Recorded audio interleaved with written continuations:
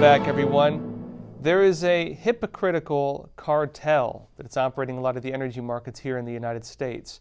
Part of this ties into taxpayers' subsidies pouring into government programs that go to businesses, which then ironically pour money into different advocacy groups, which are preventing the United States from moving into clean energies, ones that are sustainable, like nuclear energy, and to make sure these are maligned in the public eye. Here to talk with us about this is Ken Braun. He's a senior investigative researcher with the Capital Research Center. Hey, Ken Braun, thanks for being on Crossroads. Happy to be here. So, just to get started, I'm curious, we're looking at this energy crisis now in the U.S. You've, of course, done some research into some of the causes on it. What have you found is at least part of the cause of the energy crisis we're now seeing in the U.S. and many parts of the world? One part of the world that's kind of cut back on one of their main sources of energy would be Germany. They closed a bunch of their nuclear reactors a few years ago in an effort to reduce their carbon footprint. That didn't really work out for them. They ended up replacing a lot of that fuel with coal, natural gas, which the natural gas, they need to rely on the Russians for it in a lot of ways. And a world market that is now very desperate for natural gas, and it's put even more stress on that market, needlessly so. They had a perfectly functional nuclear energy fleet that was zero carbon to begin with, so they've kind of spent $500 billion moving backwards on that score over the last 10 years or so. So it's, I'm not an expert in the energy markets, especially the petroleum markets by any stretch, but that's, I have done some research into the nuclear energy development over the last couple of decades, and that's a big mistake and an unforced error that's contributing to some of these problems. Yeah, well, and we've seen an interesting shift that a lot of these European countries that had gone really full into green energies are actually now kind of rolling it back, and now they're talking about nuclear energy, but there's this stigma around nuclear energy, and so they're importing, ironically, their energy from Russia primarily, and then China, ironically, is building nuclear reactors, and which is a bizarre shift. You had this stigma around energy, they moved to these alternative methods, they didn't work. Now, basically, China and Russia seem to be gaining control of the energy markets while there's still these stigmas around it. I'm curious, where do you see this going? I mean, what's this state right now where they're kind of moving things around and trying to find their footing again? So I think the French, if I read recently, I believe, don't hold me to it, they are going to reactivate their nuclear power fleet. The French did an amazing job during the last serious energy crisis we had. It's a nation that really doesn't have a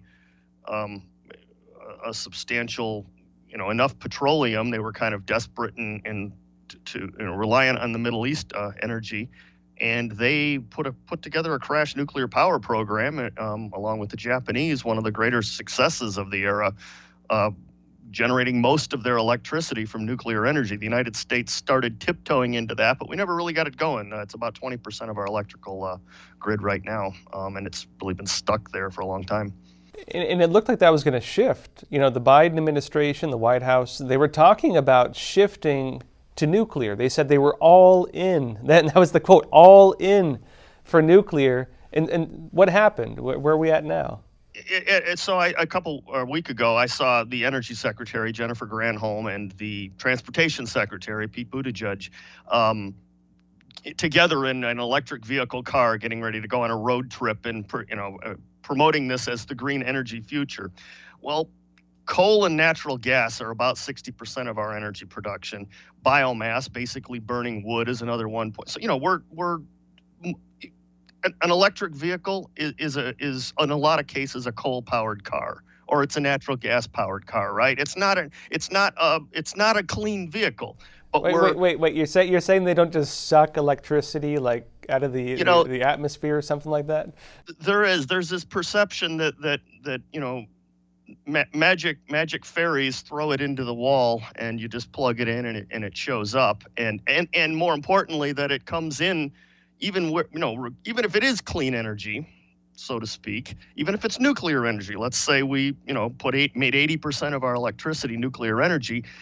To get that into vehicles, requires a massive, if we're going to replace all of the petroleum infrastructure we've got built out for transportation, that's gas stations, that's, all of those if we're going to throw all of that energy through power lines to houses that we're now driving places, it's going to require a lot more power lines. It's going to require a lot more substations, a lot more, it's going to require an amazing infrastructure build out that, if you're just creating more demand with, if we just threw a whole bunch of subsidies into electric cars tomorrow, and that's what we all switched over to, we'd be melting the wires outside of our houses. So we're really doing this backwards if we think our energy policy is that we're going to subsidize electric vehicles, which almost every case is subsidizing a upper middle class to rather wealthy person. I guess just last question here, just kind of wrapping our heads around this issue.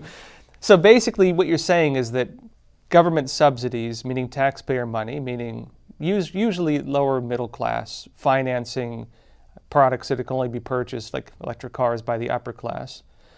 This taxpayer money being put into this. Taxpayer money is also financing a lot of the building of this alternative energy. The same companies running that are the ones running the fossil fuels. But you're paying for the wealthier folks when they're buying their energy, just like everybody else does. I mean, their bigger house might consume more energy, but everybody who uses energy pays for these weather-reliant energy systems, because your local utility, in order to create that wind and solar, they're passing that cost along to you. And yes, the lower income and middle class folks, a bigger portion of their personal budget is energy consumption, electricity consumption. So it's a bigger tax on them than it is on, someone with a 7-figure income who pays a lot less a portion of that for electricity. Well, and this sounds like how a cartel works, basically. Yeah. Sure. I mean, could you just explain to us, I mean, you've done research on this. If you were to just explain what the main finding you had with this is and why you think it's important, what would you tell us?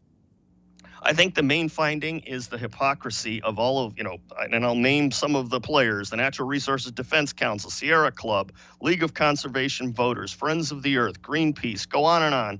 All of these organizations, and a couple of those that I mentioned, have $100+ million budgets.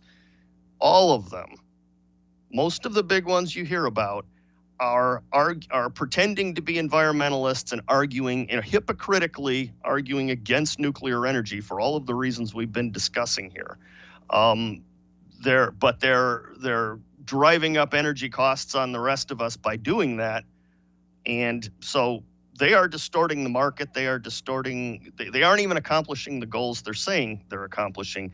And interestingly, there are some folks that are arguing, the Nature Conservancy, for example, which interestingly, the Nature Conservancy is an environmental organization that conserves land. They know nuclear energy is a land-saving means of reducing carbon emissions. They've argued we should jump from 7.8% of the world's total energy production to 33% should be nuclear reactors. James Hansen, one of the loudest environmentalists, the scientist, the NASA scientist who gets arrested at a whole bunch of protests, Hansen says we should build hundreds of these things a year for the next, through 2050. There aren't even 500 reactors in existence right now. That's a massive build out. So there are honest environmentalists who are saying what should be said if they don't want to be hypocrites, but there's $1 billion or more going the other way. And that's $1 billion distorting our energy choices, just making our problems worse, and not doing anything to reduce carbon emissions, which is what all this $1 billion is supposed to be spent for. Hey, Ken Braun, thanks for being on Crossroads. Glad to be here anytime. Thank you much, Joshua.